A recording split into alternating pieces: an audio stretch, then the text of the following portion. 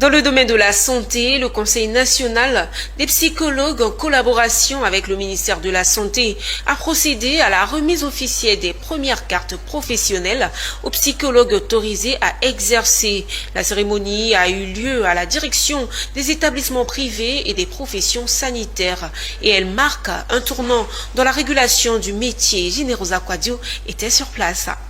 Ces conseils psychologues autorisés à exercer reçoivent officiellement leur carte professionnelle, une première en Côte d'Ivoire. Une initiative portée par le ministère de la Santé via la Direction des établissements et des professions sanitaires, DEPS, et le Conseil national des psychologues de Côte d'Ivoire pour assainir et structurer une profession longtemps restée dans l'informel. Pour la directrice de la DEPS, cette remise est un tournant décisif pour le secteur. Cette opération est une opération d'assainissement, de lutte contre l'exercice illégal. Aujourd'hui, c'est les psychologues, mais nous avons plusieurs professions qui sont en train d'entrer dans la danse et nous avons recensé plus de 40 professions en santé et aujourd'hui, nous sommes heureux de faire en sorte que les psychologues puissent être reconnus à travers donc leur carte.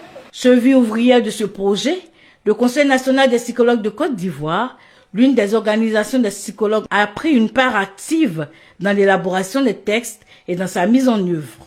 Avec les humains ou auprès des humains, on a besoin de savoir si celui qui travaille avec une personne donnée ou qui sollicite les services d'une personne donnée a réellement les compétences. Donc c'est d'abord pour protéger les usagers de la psychologie, c'est aussi pour que les uns et les autres sachent réellement qui est psychologue, qui ne l'est pas. Côté praticien, le sentiment est partagé entre fierté et responsabilité. Beaucoup de fierté de voir ma profession reconnue, beaucoup de fierté de pouvoir dire donc devant les autres que je suis psychologue, mais aussi beaucoup d'espoir.